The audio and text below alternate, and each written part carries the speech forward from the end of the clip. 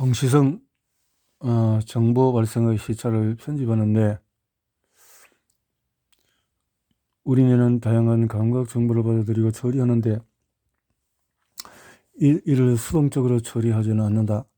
오히려 입력되는 다양한 정보에 적극적으로 의미를 부여하고 편집도 한다. 대표적인 예가 동시성이다. 간단한 실험을 통해서 뇌의 편집 과정을 살펴보자. 잠시 책을 내려놓고 두 손을 들어 손뼉을 쳐보라.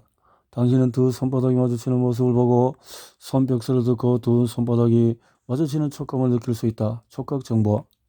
우리는 이 세 종류의 전혀 다른 감각을 동시에 느낀다. 당연한 일이다. 손뼉치기라는 하나의 사건에 세 가지 서로 다른 정보가 동시에 주어지는 것은 당연한 일이다. 그런데 이게 그렇게 당연한 일만은 아니다. 세 가지 감각 정보가 우리 뇌에 도달하는 데는 상당한 시간차가 존재하기 때문이다.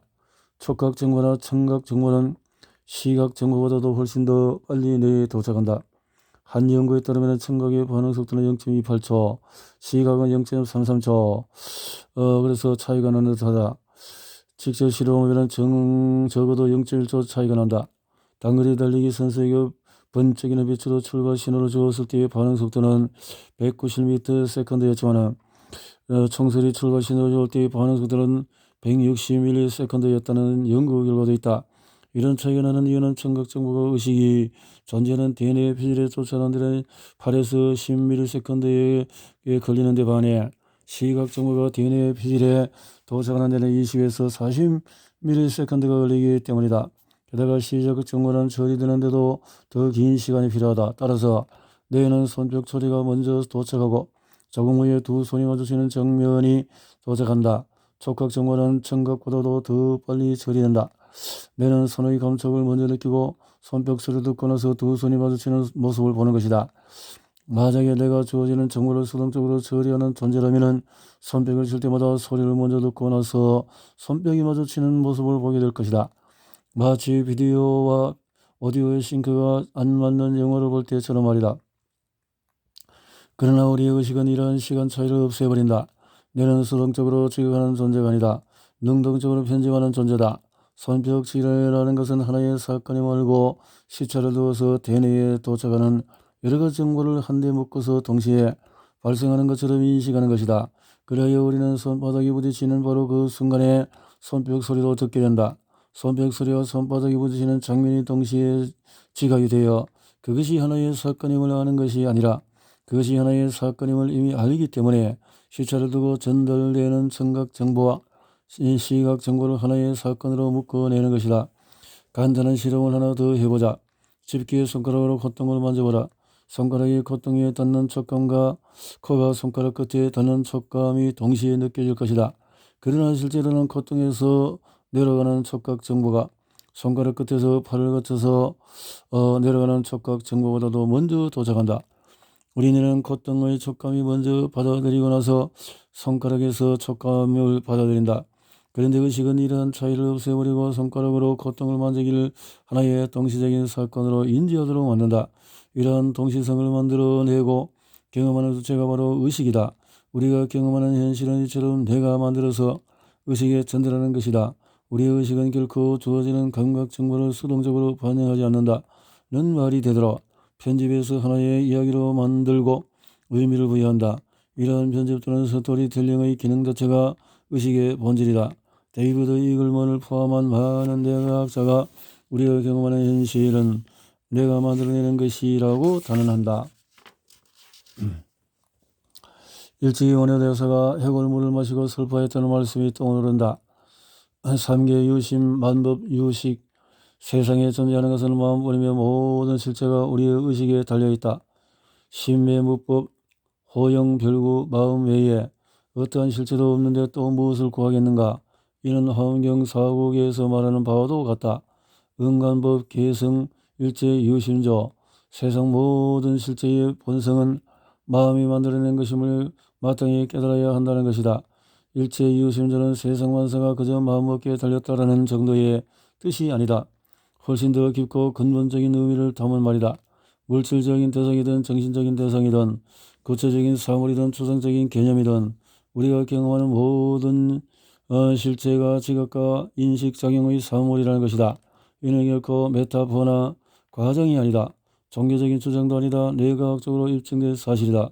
우리의 뇌가 끊임없이 받아들이는 다양한 종류의 정보를 하나의 의미 있는 덩어리 통합체하는 존재가 바로 의식이다. 다양한 외부적인 감각 정보와 내부적인 기억 정보를 하나로 묶고 이를 바탕으로 능동적인 초론 과정을 거쳐서 하나의 이야기를 만들어내는 역할을 담당하는 것이 의식적인 것이다. 이 과정에서 자연스럽게 자기 확정적으로 떠오르게 되는 주체가 바로 나라는 의식이다. 연속성. 인간의 흐름은 상대적이다. 나라는 의식은 여러 경험이 일련의 시간의 촉을 따라 발생한다는 느낌을 받는다. 시간이 마치 강물처럼 연속성을 갖고 흐르며 그 시간을 따라서 삶을 살아간다고 느끼는 것이다. 그런데 과연 시간은 흐르는 것일까? 아니면 단지 우리가 그렇게 느끼는 것일까? 객관적인 실체로서 흐르는 시간이 과연 존재하는 걸까? 아니면 내가 만들어내는 환상일까? 우리 뇌가 구성해내는 공간적인 재현에는 운동신경이 매우 중요한 요소로 관여한다. 공간은 몸과 움직임에 그에 대한 피드백을 통해서 인식이 된다. 몸의 움직임이 없다면 우리에게는 공간이라는 개념도 주어지지 않을 것이다. 이익을 보는 내가 인지하는 시간의 흐름이라는 개념에서 운동신경이 매우 중요한 역할을 한다는 사실을 발견했다. 시간의 흐름을 인지하는 독립적이고 객관적인 내재적인 시계는 우리 뇌에 존재하지 않는다. 대신 시간의 흐름을 예측하고 처리하는 여러 개의 독자적이고 역동적인 별도의 시계 시스템이 존재한다. 이러한 시간의 흐름을 인식하고 느끼는 과정에서 움직임이나 운동과 관련된 신경 시스템이 중요한 역할을 감당한다. 이처럼 시간의 흐름이라는 인식은 내가 움직임을 기반으로 능동적으로 만들어내는 감각이므로 시각적인 착시와 마찬가지로 시간의 흐름에 대해서도 뇌는 다양한 착각을 만들어낸다. 칸트나 데카르트가 말하는 선언적으로 주어지는 절대적인 시간이나 공간이라는 것은 일종의 허구다. 시간과 공간 모두 내가 몸의 효율적인 움직임을 위해서 구성해내고 생산해내는 것이다. 주어진 환경에 잘 적응해서 살아가려면 몸의 효율적인 움직임이 필요했고 이를 위해서 의식이 탄생했으며 이 의식이 시간과 공간 개념을 만들어낸 것이다. 로버트 란자나 미치오 카쿠와 같은 물리학자들은 이런 관점에서 한 걸음 더 나아가서 시간의 흐름을 물리학으로 도저히 설명할 수 없는 현상으로 본다. 시간의 흐름은 물리적인 현상이라기보다는 일종의 생물학적인 현상이며 근본적으로 우리 의식이 만들어낸 창조물이라는 것이다. 의식과 기억이 나라는 존재가 시간에 따라서 움직이고 변화한다고 느끼는 것일 뿐 의식을 떠나서 객관적이고 물리적인 현상으로 발생하는 시간의 흐름이란 존재하지 않는다. 시간의 흐름은 상대적이다. 우리가 그렇게 느낀다는 것이 아니라 객관적으로도 그렇다는 것이다. 속도가 빨라지면 시간의 흐름은 느려진다. 만약에 우리의 빛의 속도에 근접한 속도로 매우 빠르게 내려가는 우주선에 있다고 가정하자. 그 우주선 안에서 시간은 매우 느리게 흐른다. 내 우주선 안에서의 1시간이 내 우주선의 바깥 세상에서는 100만 년이 될 수도 있다. 속도가 빛에 무한히 가까워진다면 시간은 무한히 느려진다. 광속에 가까운 속도로 내려간다면 나는 순식간에 우주 어느 곳이든지 갈 수 있게 된다. 지구로부터 250만 광년 떨어진 안드로메다 은하계의 빛에 가까운 속도로 날아간다고 가정하자. 내 우주선 밖에서 보면 나의 우주선은 250만 년 동안 날아가고 있는 것을 보일 테지만 우주선 안에서의 내 시계로는 단 1초가 지났을 수도 있다. 좀 더 속도를 올린다면 나는 1초 만에 130억 광년 떨어진 우주 끝까지도 날아갈 수도 있다. 따라서 공간도 상대적인 것이 된다. 순식간에 어디든지 갈 수 있는 나에게는 공간이란 무의미한 것이 된다. 빛의 속도에 가깝게 이동할 수가 있다면 나는 우주의 모든 곳에 어디든지 거의 동시에 다 존재할 수 있게 된다. 나의 위치를 특정짓는 것도 무의미하고 따라서 너에게는 공간이라는 것 자체도 무의미한 것이 되고 만다. 우주대나 편재하는 신이 있다면 그 신은 분명히 광속으로 움직이는 존재일 것이다. 우리가 지금 과거에서 미래로 시각각 바뀌는 현재에 존재한다는 느낌, 즉 시시각각 흘러가는 시간의 흐름 맨 끝에 존재한다는 느낌도 우리의 의식이 만들어낸 환상에 불과하다.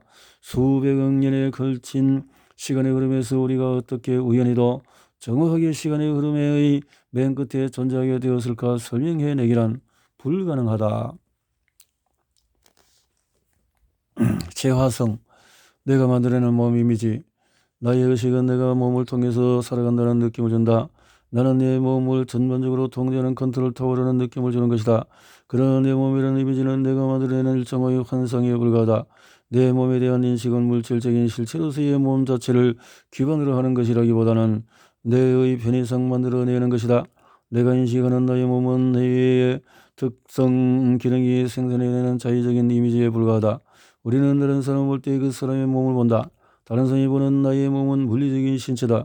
그러나 내가 자각하는 나의 몸은 소매틱 신체다. 나의 몸은 타인에게는 물리적인 신체지만 나에게는 소매틱 신체다. 다른 사람이 내 손에 있다는 사실을 인지하기 위해서는 보거나 만지거나 해야 한다. 즉 경험해야만 한다. 다른 물리적인 상으로 존재를 인지할 때와 마찬가지다. 그러나 내가 내 손에 있다는 사실을 인지하는 것은 보거나 만지거나 하는 경험을 통해서가 아니다. 나는 내 손을 보거나 만지지 않아도 내 손이 있다는 것을 알 수가 있다. 이것이 소매틱 신체다. 소매틱 신체는 말하자면 내가 생산해낸 내 몸의 이미지다. 신체의 각 부위에서 받아들이는 감각 신호는 주로 두 정엽에 모여서 일종의 신체 이미지로 지도를 그린다. 그리고 이러한 신호는 위쪽 두 정엽 소엽이라는 부위에서 처리된다. 달팽이관이 보내오는 신체의 균형 정보, 시각 휘젤이 보내오는 시각 정보, 팔과 다리 등 신체의 각 부위가 보내오는 고유 감각 정보 등이며 SPL에서 한데 합쳐져서 실시간으로 내 몸이라는 신체 이미지가 만들어진다. 신체 이미지를 만들어내는 내 기능에 이상이 생기면 몸이 받아들이는 감각 정보와 내가 만들어내는 신체 이미지 사이에 불일치가 생긴다. 그러면 내는 특정 신체 부위에 대해서 내 몸이 아니라고 느끼게 된다. 이 느낌은 매우 거추장스럽고 불편하다. 신체 절단 집착증은 바로 이러한 불편한 느낌 때문에 팔이나 다리를 절단하고 싶은 충동을 지속적으로 느끼는 질환이다. 그러한 증상을 겪는 절반 이상의 환자들이 결국 자신의 팔이나 다리를 잘라버린다. 실로 무시무시한 병이다. 뇌가 발달하기까지 신체 절단 집착증은 심리적인 원인으로 발병한다는 것이 오랜 통설이었다. 프로이트의 정신분석에서는 신체 절단 집착증을 신체의 변형장애의 한 형태로 보고 어린 시절의 특별한 경험이나 왜곡된 성적 욕망이 근본 원인이라고 보았다. 그러나 라마 찬드란에 따르면 이런 질병은 신체 이미지와 관련된 SPL 영역의 뇌기능 문제 때문에 발생하는 것이다. 이 증상을 겪는 환자들은 그저 오른쪽 팔을 절단하고 싶다라는 막연한 충동이 아니라 팔꿈치에서 2cm 위의 특정한 선을 따라서 절단하고 싶다라는 식의 매우 구체적인 충동을 느낀다. 매우 구체적이고 구분한 선의 안짝이 내가 유지하는 신체의 이미지다. 그 특정한 선의 바깥 부위, 즉 잘라내고 싶은 부위를 다른 사람이 만지면 깜짝 놀라면서 극단적인 불쾌감을 드러낸다. 실제로 스트레스 반응의 지표인 피부 전도도가 급격히 올라간다. 잘라내고 싶은 특정 선 바깥쪽의 신체 부위는 내 신체 이미지에서 내 몸으로 여겨지지 않는 신체 외부의 부위인데 여기서 감각 정보가 올라오니 깜짝 놀랄 정도로 불쾌한 느낌이 드는 것이다. 그러나 그 선으로 안쪽을 만지는 것에 대해서는 별다른 불쾌감을 느끼지 않는다. 실제 절단 집착증은 우리가 생각하는 내 몸이라는 것이 어떤 실체가 아니라 내가 만들어내는 일종의 이미지라는 사실을 분명히 보여준다. 신체의 분열 망상증 역시 신체 이미지를 만들어내는 뇌 기능에 이상이 생겼을 때 나타나는 증상이다. 주로 우뇌에 뇌졸중이 와서 자아반신이 마비되는 경우에 발병한다. 이미 살펴보았듯이 나란 의식을 주도하고 지배하는 것이 자아내다. 따라서 의식의 기반이 되는 자아내의 뇌졸중으로는 이러한 증상이 나타나지 않는다.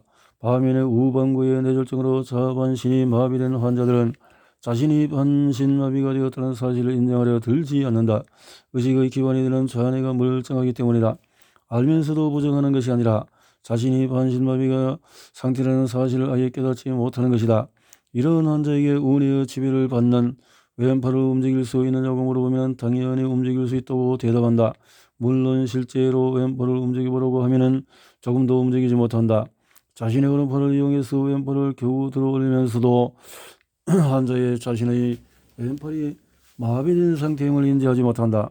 이런 자반신 마비 환자 중에서 특히 신체의 감각 신호를 처리하는 부위 등에 이상이 생긴 경우 자기 팔을 다른 사람의 팔이라고 주장하기도 한다. 팔로부터 입력되는 감각 신호가 전혀 없으므로 자기 팔처럼 느껴지지 않는 것이다. 이와 관련된 실험도 있다. 정상인은 비염자의 한쪽 팔에 마치 주사를 놓아 감각을 마비시킨다. 그리고는 비염자 앞에 다른 사람이 서서 자신의 팔을 만진다. 이때 비염자는 맞은 변의 사람이 자신의 팔을 만지는 모습을 그저 바라보기만 하는데도 마치 누군가 비염자 자신의 팔을 만지는 것처럼 느끼게 된다. 비염자의 팔은 마취가 되었으므로 어떤 감각 정보도 받아들일 수가 없다. 병사람에는 미세한 공기의 흐름이나 근육의 움직임, 바로 무게 등이 느껴질 테지만은 이러한 감각 정보가 뇌에 전혀 전달되지 않는 것이다. 그런데도 눈앞에서 타인이 자기 팔을 만지는 장면을 보게 되는 거울신경의 작용으로 팔을 만질 때 느끼는 신경이 활성화되는 것이다. 평소 상황이라면 이런 거울신경의 작용의 느낌은 실제 자기 팔에서 올라오는 느낌에 의한 상쇄된다. 따라서 이런 상쇄 제5정에서 예측 오류의 수정 과정이다. 이처럼 우리 자신의 몸에 대한 이미지는 몸의 물리적인 특성에 따라서 수동적으로 주어지는 것이라기보다는 내가 적극적으로 만들어내는 것이다. 내 몸과 다른 사람의 몸이 확실히 구분된다는 느낌이나 내 몸의 경험은 나만의 것이라는 개인성 역시 의식의 산물이다. 내가 느끼는 감정이나 나의 생각 자체가 나만의 고유한 것이라는 개인성 역시 그러하다. 나의 감정이나 나의 생각 자체가 나의 핵심적인 정체성이라는 생각 역시 일종의 환상이다. 이러한 환상에서 벗어날 수는 없다 하더라도 적어도 이런 것이 환상임을 깨닫는 것만으로도 마음의 고통과 괴로움에서 벗어나는 데 큰 도움이 된다. 수동성은 내는 능동적으로 출현한다. 우리 의식은 마치 거울처럼 외부 사물이나 사건을 있는 그대로 투명하게 반영한다는 느낌을 준다. 의식이 보고 듣는 경험하는 것은 세상에 존재하는 실체라는 착각을 심어주는 것이다. 그러나 우리 뇌는 외부로부터 유입되는 온갖 감각 정보에 적극적으로 내적 모델을 적용해 끊임없이 가감하고도 적극적인 예측을 한다. 그리고 예측의 실수를 줄이고자 내적 모델을 수정하는 작업을 한다. 이러한 일들은 의식에 잘 떠오르지 않는다. 그러한 적극적인 예측을 스스로 의도하지도 않는다. 다만 뇌의 기능적인 특성상 이러한 예측과 수정은 의식 저 밑바닥에 끊임없이 작동한다. 그러므로서 마치 의식이 외부 사물을 거울처럼 비춘다는 느낌을 주는 것이다. 가령 누군가와 대화를 나누는 상황을 가정해 보자. 우리는 대화를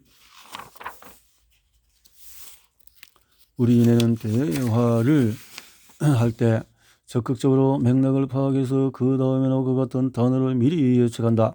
뇌는 수동적으로 사물을 보거나 들려오는 상대방의 말을 그저 듣기만 하지 않는다. 오히려 보거나 들을 것이라 예상되는 것을 매 순간 적극적으로 예측한다.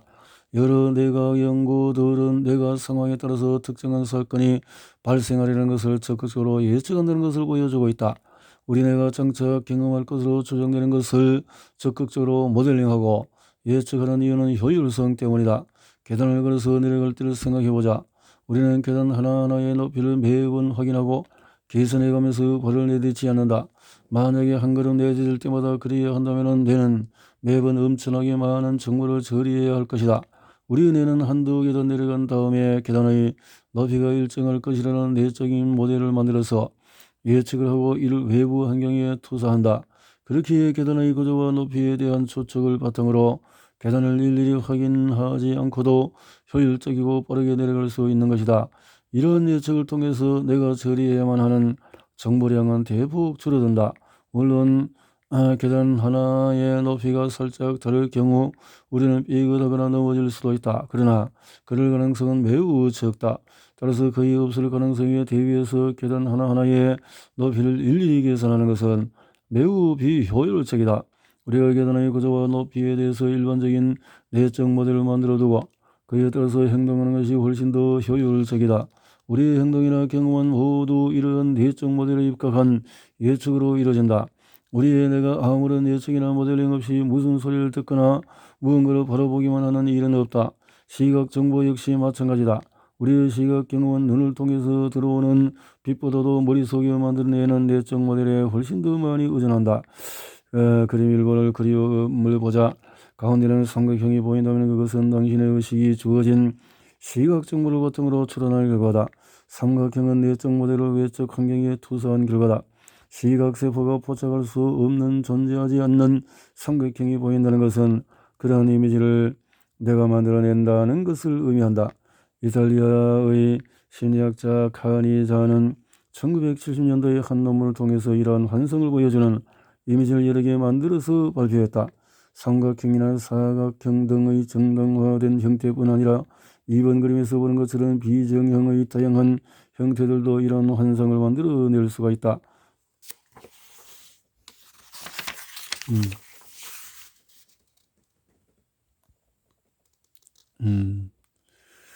시식령 구조를 보면 이러한 사실이 더욱 분명하게 드러난다. 시각 정보는 눈오목막에서 시작되어서 시상을 거쳐서 후두엽에 있는 시각 퀴즈로 전달된다. 그런데 후두엽에 넓게 퍼지는 시각 정체에는 내적인 모델에 저장되어 있어서 이를 바탕으로 하는 예측 정보 역시 시상으로 전달이 된다. 시상은 의식의 간원이다. 눈을 통해서 시상으로 들어오는 신경다발보다 후두엽에서 시상으로 향하는 신경다발이 무려 10배나 많다. 눈을 통해서 들어오는 정보와 시각 퀴즈에 저장되었던 예측 정보는 한데 통합되어서 시상을 거쳐서 의식이 있는 대뇌 퀴즈로 올라간다. 뿐만 아니라 뇌 여러 부위에 저장되어 있는 시각적인 기억 역시 내적 모델로 시각 퀴즈에 전달된다. 이런 것을 모두 종합한 후에야 우리는 비로소 무언가를 볼 수 있게 된다. 우리는 말 그대로 눈으로 보기보다는 뇌로 보는 것이다. 시상에 하는 이런 시각 퀴즈에서 만들어져 거꾸로 들어오는 예측 정보에 또 눈의 시신경으로 들어오는 정보를 비교하는 것이다. 예측 정보와 실제 시각 정보 간에 별 차이가 없으면 시각 퀴즈로 거의 아무런 정보도 전달되지 않는다. 다시 말해서 시각 퀴즈를 받아들이는 정보는 내적 모델이 생산한 예측 정보와는 무언가 다른 정보뿐이다. 이처럼 뇌는 눈을 비롯해서 신체의 각 기관을 통해서 정보가 들어오기도 전에 내적 모델을 통해서 우리가 경험하는 세상과 실체를 구성해내고 있는 것이다. 대화에서의 듣기 경험 역시 마찬가지다. 뇌는 상대방의 말을 듣고 해석하는 시스템과 내가 들으리라고 생각되는 말을 적극적으로 예측하는 시스템이 동시에 존재한다. 물론 예측하는 내적인 모델링에 기반한 정보량이 훨씬 더 많다. 그러한 내적인 예측 모델에서 벗어나는 것에 우리는 주의를 기울이게 된다. 다른 사람의 말을 들으면서 우리는 자신도 모르는 사이에 자기의 내면에서 생산되는 목소리를 더 많이 듣는 것이다. 다른 사람의 말을 들을 때에도 사실 우리는 내가 생산하는 나의 말을 훨씬 더 많이 듣는 셈이다. 상대방의 말을 들을 때도 뇌는 순간순간 자신이 들으리라 생각되는 말을 적극적으로 예측한다. 그러다가 그 예측이 틀렸을 때 특히 더 주의를 기울인다. 그것이 효율적이기 때문이다. 예측과 다른 정보에 대해서만 집중적으로 처리하는 것이 뇌의 기본적인 기능이다. 예측 오히려 최소화가 곧 자유에너지의 최소화이며 이런 과정의 능동적인 추론이고 이것이 곧 뇌의 기본적인 작동 방식이다. 이에 대해서는 제5장에서 자세히 살펴볼 것이다. 이상의 논의를 간략히 정리해보면 다음과 같다. 의식의 본질은 지속적인 내면 소통의 과정이고 그러한 내면 소통을 하는 주체가 곧 나이다. 나에게는 외부 사건과 사물에 대해서 일상적인 경험을 하는 경험자와 그러한 경험자의 경험을 알아차리는 배경자가 있다. 마음 근력 훈련을 한다는 것은 나의 습관적이고도 지속적인 내면 소통의 내용과 방식을 건강한 방향으로 바꿔나가는 것을 의미한다. 이를 위해서는 내의 기본적인 작동 방식을 좀 더 심도 있게 들여다볼 필요가 있다. 이를 위해서 칼 브리스턴의 능동적인 추론 이론을 통해서 뇌의 기본적인 작동 방식을 살펴볼 것이다. 아울러 제6장에서 내면 소통에서 내면의 의미에 대해서 데이비드 봄의 내재적인 질서와 내형적인 별처짐의 개념을 통해서 살펴보려고 한다.